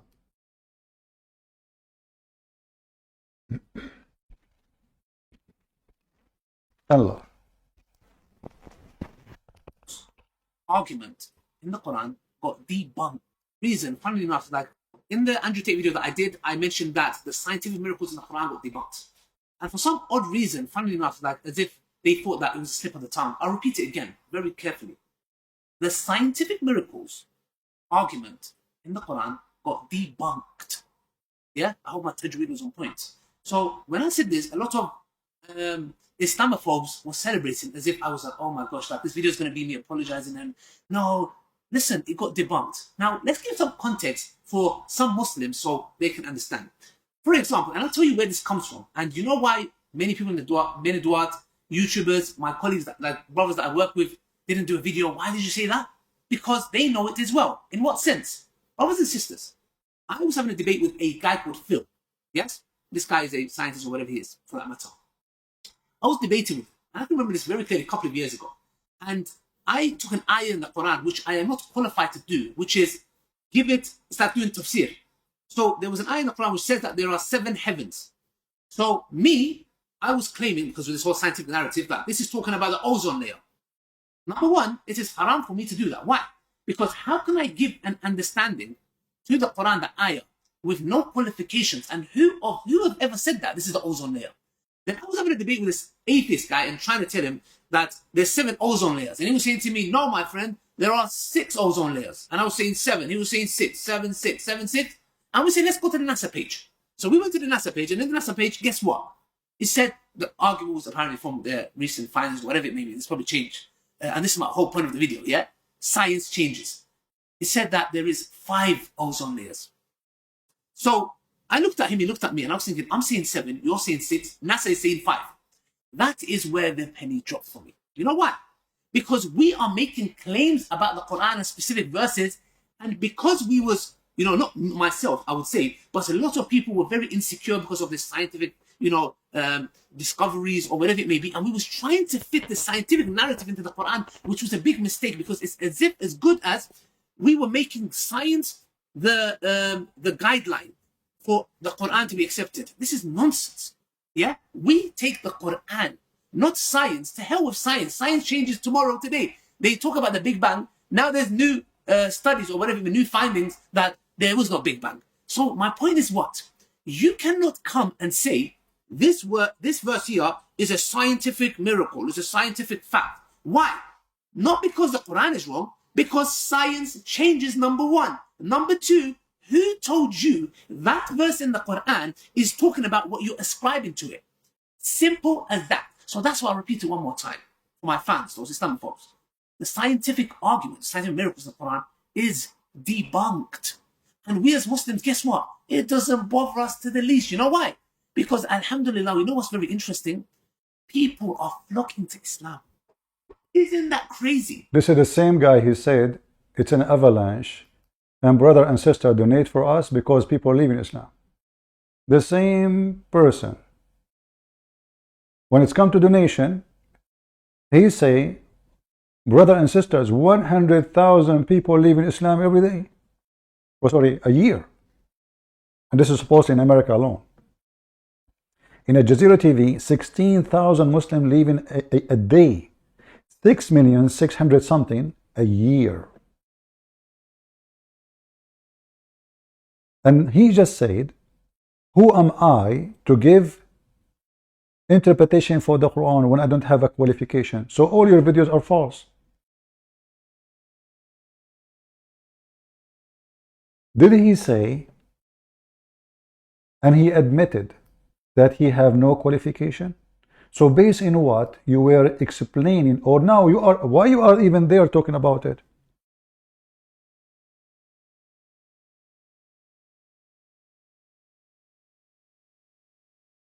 If you are a person who have no qualification, so who are you to give any interpretation for the Quran? Who is Mimi Hijab? So now, suddenly, well, you know what? The Big Bang, now they prove it to be false. So all this time, the Muslim, they keep saying the Big Bang approved the Quran approved the Big Bang. But if you go in the verse in 2 seconds, you will see that this is false. The Quran did not say that the earth happened after the heaven. In fact, the Quran teaches that the earth was created before the space. It's in the Quran. When this donkey, he said that he was arguing with somebody about the atmosphere. And suddenly, the Quran is speaking about 7 heavens became the 7 layers of atmosphere. But don't this donkey knew that the Quran says that in the lowest layer of heaven is where the stars are located?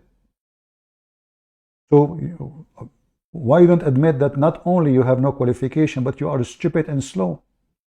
Because if the sun and the stars located in the lowest heaven,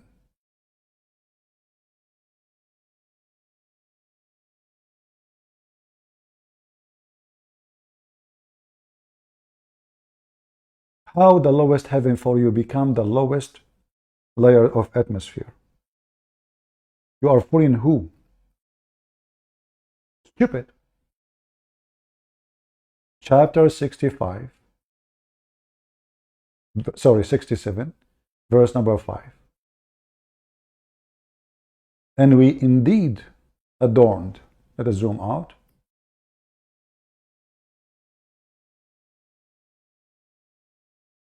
the lowest heaven, not nearest heaven. Suppose it's nearest to us according to the Muslims, but in Arabic it says ad-dunya. That's why Islamic translation is very funny and dummy. You change the translator, you will find different words, different meaning. We adorned the lower heaven with lamps. Those are the stars. So how the stupid idiot, he thought for a second that the lower heaven, the second heaven, the third heaven, the third, the fourth, the fifth, the sixth, the seventh, they are the atmosphere. When here's a stupid Muhammad saying clearly that the stars are located in the lowest heaven.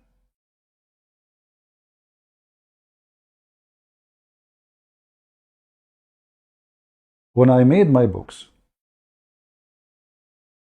about Quran and science and deception of Allah, the Muslim, they went like in waves to Amazon flagging my books as what? As books of hate. Then I made clear letter to Amazon, I'm going to sue you if you don't put my books back. And they put it. Because where in my books I'm teaching hate. Just because I am getting them busted with every single false claim they said.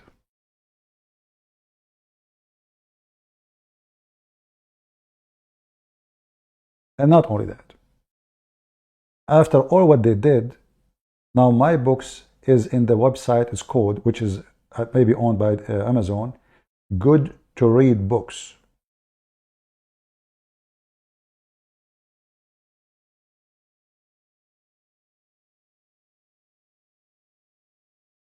They do anything to stop you from seeing the truth.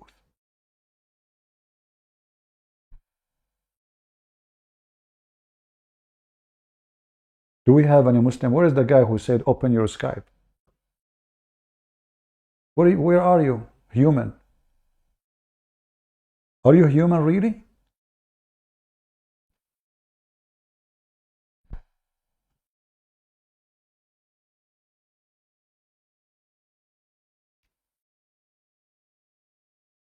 All what they say about their cult is a fraud. Prove me wrong. My Skype is open. Listen, Muslims, I'm tired. You know how many hours today I was live? Many hours. So now it's very easy for you to call me and get me busted. By the way, we discovered that you Muslims, you have to find according to ultimate fault, and maybe tomorrow when I go live, I will make a video The title is A Muslim Sheikh. Guys, ultimate fart from which country? He's from Ghana, I think. So the title will be A Muslim Sheikh, the biggest sheikh in the world, the one who have wall behind him covered by poop. Remember when he opened his camera to me, mostly by mistake? I could not believe how dirty the wall behind him. I said, oh, look, the camera. He shut it down right away.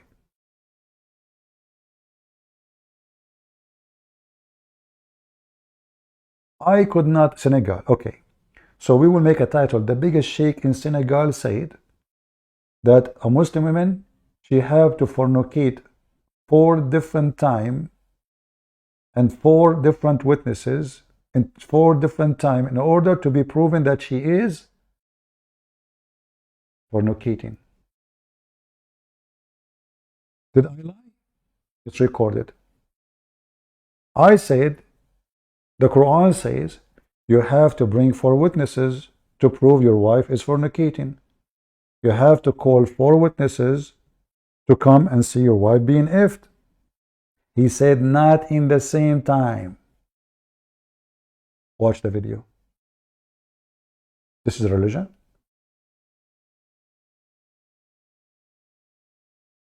How a man can prove it. And not only that, they have to see the penis going in and out.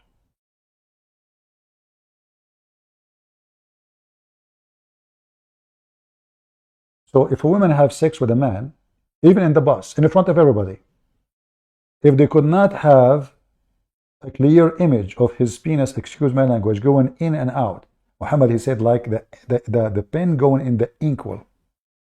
Like what? The same as the pen going in the inkwell. Like, you know, on the old days, you dip the sharp edge, which is called pen, in the ink so you can write.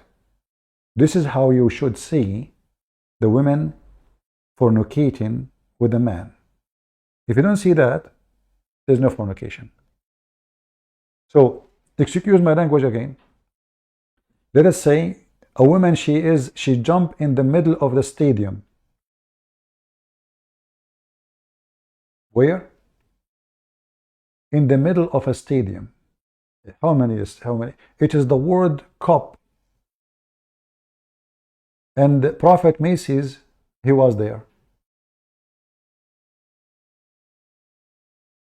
And this woman, she came and she jumped in the top of Macy's. She grabbed his private part. She sat in the top of him and she is wearing a skirt, long skirt. I'm not going to say more.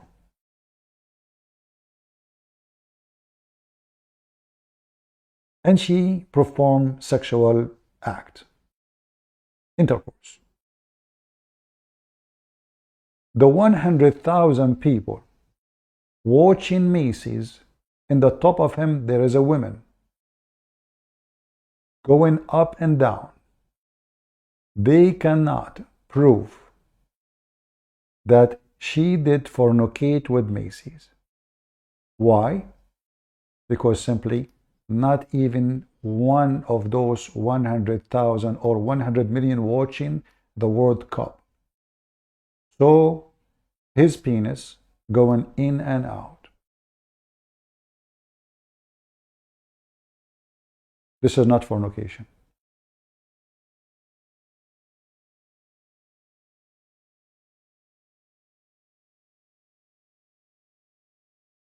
What kind of religion this religion is? All of this, Muhammad don't care, by the way, about women. All of this because Muhammad, his wife herself, Aisha, she was accused to be a whore, sleeping around. 3 men, they came and they said, Aisha, she slept with the man, his name is Safwan. Muhammad, he changed the rules from 2 witnesses. 2 witnesses can hang you, just 2. He made it 4. And not only that, to make it more hard to prove that his wife is a whore, they have to see the penis of the man going in and out.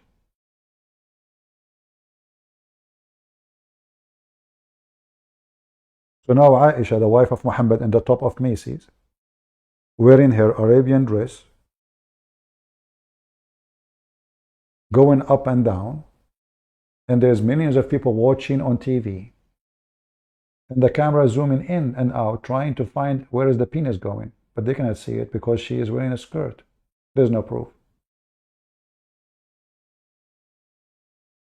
That is Islam. And additional to that, by the way, the Muslim women veil is the best way for fornication, because you can see your wife in the street with somebody, yet you will not know that she's your wife. How in the world you want to know?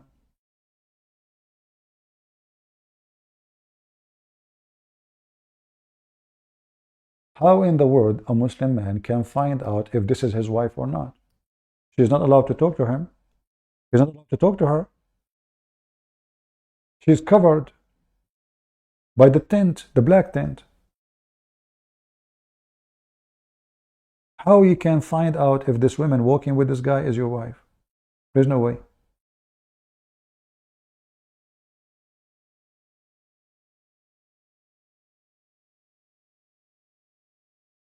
Which one of them is your wife?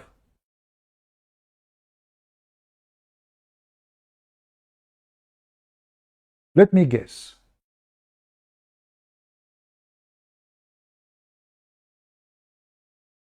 The one in the right, or the one in the left, or the one in the middle? Especially if all of them wearing the same color. Which one is your wife? Maybe this one?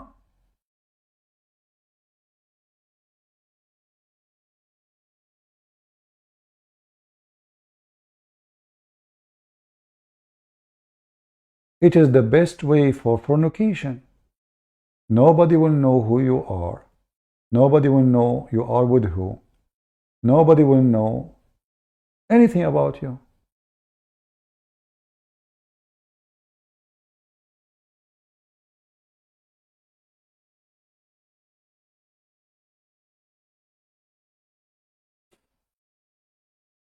So good luck. I remember when I was in high school, a Muslim boy in our age, he went after a girl wearing a burqa, and he started speaking to her in a very filthy language. He liked her ass, he liked whatever, you know, all the filthy language. He kept walking behind her. He's going home, and the girl, she is going in the same direction. She even go in his street, and he is walking behind her, flirting about how beautiful her ass. And then suddenly she went to his own father's house, his house. He said, uh-oh, she know who I am, and she will report me to my dad. But then she opened the door with the key. It is his sister.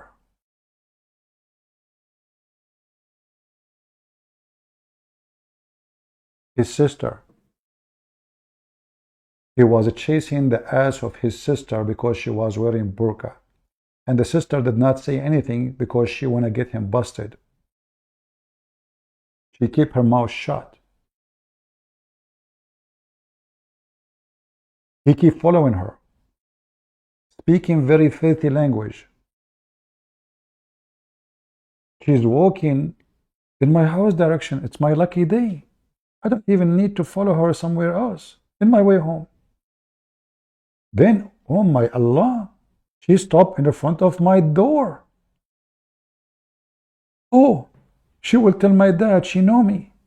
Maybe she is the neighbor. Oh no, she is grabbing the key from her bag and she is opening the door. Oh boy, she is his sister.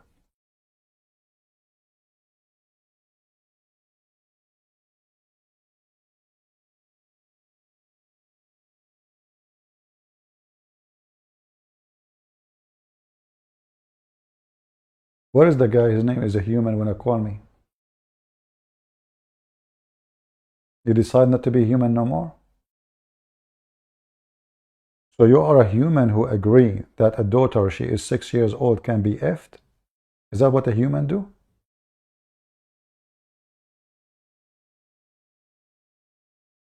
You want even animals, they don't go after babies, animals. They sniff them. From their smell, they will know if they are, or this female is a female ready for sex. Even dogs don't do that.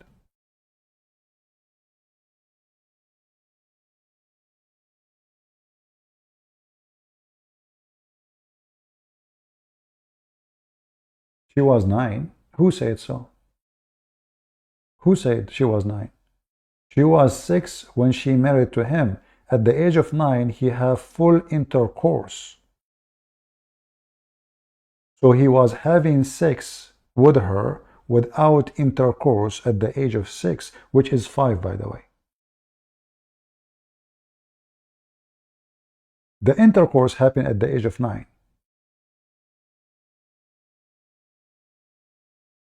And even the hadith confirm that the mother of Aisha, she had to feed her like a goat before she sent her to the house of Muhammad. Maybe Christian Prince is lying. It doesn't say that, CP. Let us see. This is telling you how small she is. And then you will see Aisha, she's saying, my mom, she tried everything to make me bigger.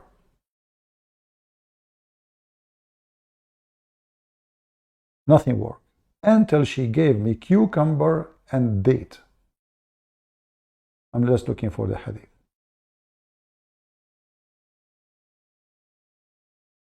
Here we go. And this is Sahih.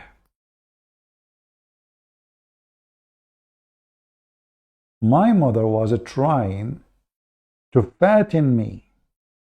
What? To fatten me. She's a goat. Fatten me up. When she wanted to send me to the Messenger of Allah. So this is the time Aisha, she's going to Muhammad's bedroom. The mother, she is working hard to make her have some meat. She's so tiny, small. When she got married, but nothing worked until I ate a cucumber with date. I grow plump like the best kind of a plum.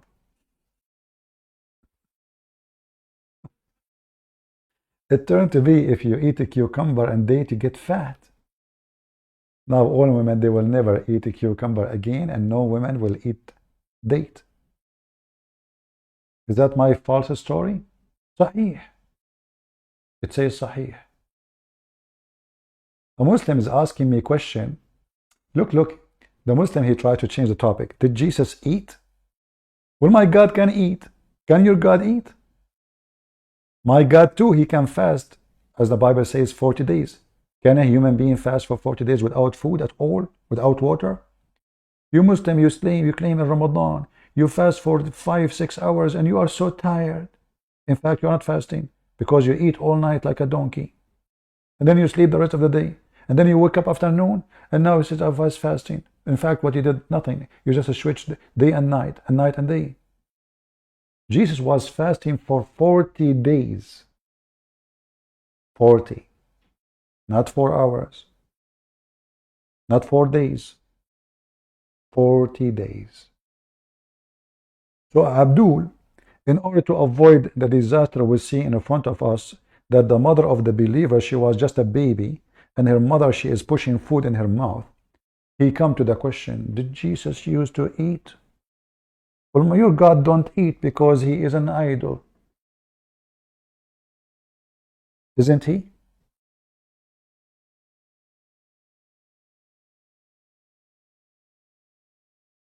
Can you feed the statues? You cannot.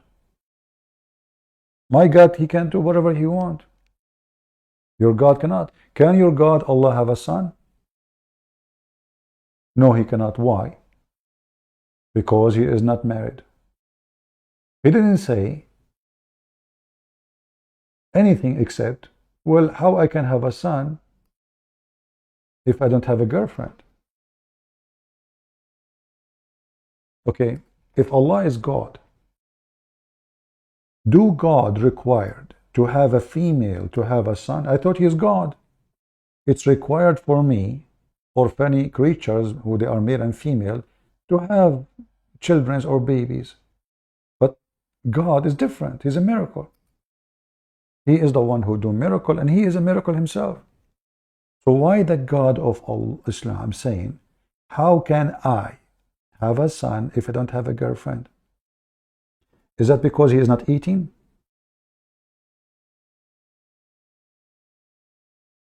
Can your God have a son without girlfriend? My God, He can. Are you going to say to me this is false translation or false interpretation? My God can do lie. Well, if He want, He can. Why not? But if he is holy, the holy God don't lie. But your God can. Why you don't call me? You said to me, what is your Skype? And let us see if your God lie or not. When your God, He said, there's mountains in heaven where hail is, and He break it in from there. Is that a lie or true? When He said the story of Gog and Magog, which the Muslims are so confused about and they are leaving Islam, is it a lie or true? When your God spoke of the flying carpet of Suleiman, is that a true flying carpet or it's a false story? So your God can't lie, and He is a liar. In fact, I cannot say Allah is a liar. It's Muhammad, because Allah does not exist. Who's Allah? We don't even know what Allah means. The Muhammadan, they call their God Almighty. The second we ask them what Almighty mean, they say He is capable of anything. Okay, is He capable of having a son? I'm not asking you a silly question if He can lie or not, because we prove it He can lie, and He did.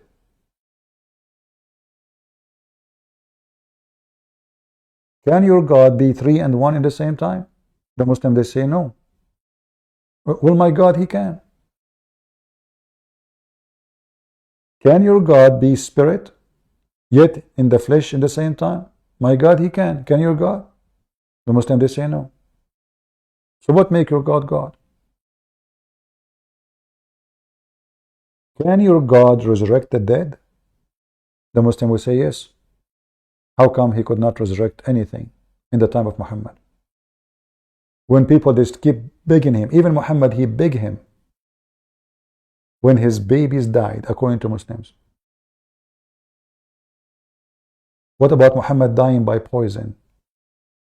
Mufti Menk in his video, he said, in the story of Jesus, when Jesus see a crowd of thousands of people, He just wave His hands and all of them will be healed. How many? How many? Thousands of people. Not 1, not 2, not 3. What Jesus do? Do He give them medicine? Did He say, eat this 3 times a day? Did He say to them, open your mouth, say, ah? No. He waved His hand. Go watch the video of Mufti Menk. He waved His hands to He just waved His hands. And every single person in the crowd will be healed immediately. Did your God heal Muhammad, who was fainting every 2 seconds? The fainty Muhammad? Isn't it your prophet he died because of poison? You know what poison is? Poison destroy organs. So all what Muhammad need is to meet Jesus. Jesus wave His hand and Muhammad will be fine.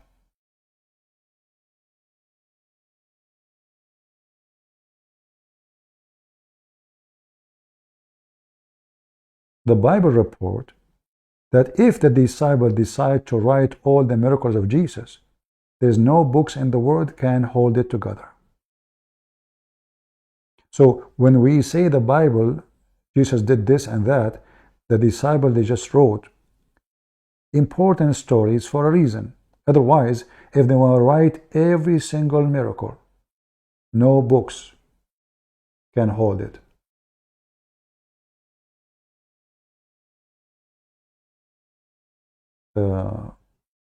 Your God can lie. Great answer from CB. Here we go. A Muslim, he said. Great answer. Christian Prince, he says, my God can lie. You're just silly like your prophet. Hey, Christian Prince, why your voice is going down? Why you don't call me? Let us see. Your God is an official professional liar. My God, he said, he will unleash the lying spirit, like Muhammad, on people who they are doomed, people who choose to follow lies. But my God never lie. Did my God lie when he say, from their fruits you shall know them? And what is the fruit of Jesus? Resurrection, making the blind see, healing, creating from the mud a bird. He's the creator. In your stupid Quran, what is the fruit of Allah? How the fruit of Allah will appear? In Muhammad. He is the messenger sent by Allah. If the Muslim, they say that Isa was sent by Allah and Muhammad sent by Allah, okay. So the fruit of Jesus is making the blind see, healing the leper, resurrecting people from death. He tell you even what you hide in your houses. He create from the mother bird. Let us go to Muhammad. What Muhammad can do, he can F 6-year-old girl. So while Jesus was healing thousands and thousands of people from disease and disasters and illness, Muhammad was going after a child.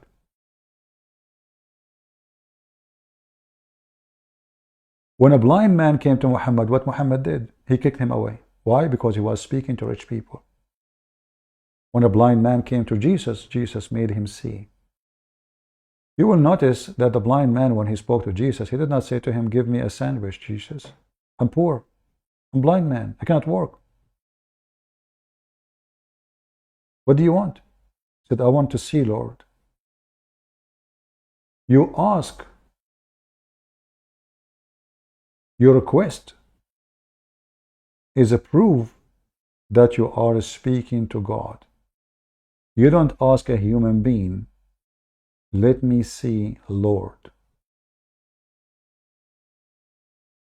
When the blind man came to Muhammad, عبس وتولى إن جاءه الأعمى, what Muhammad did?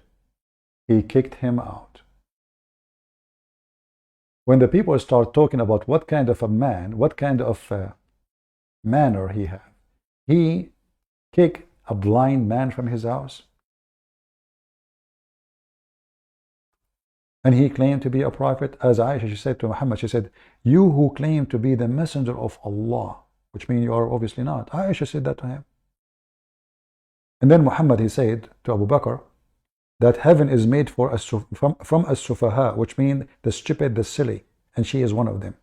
Abu Bakr, when Muhammad came to the house with Abu Bakr to Aisha, Abu Bakr said to Aisha, and Muhammad said to Aisha, feed us, give us food. She did not cook. She's a kid. We don't have food. I don't have food. Muhammad, he insists. He said, give us food. And then she says, I don't have food. Abu Bakr, and she swear by Allah. Abu Bakr, he says, a decent woman, she will not swear by Allah if she have food. She did swear. Muhammad, he said to him, who said that she is a decent woman, believe in women? Who said that? Don't you know that the heaven is made from as-sufaha, which means the stupid and the silly, and those are the women? Call me and I will show you the reference.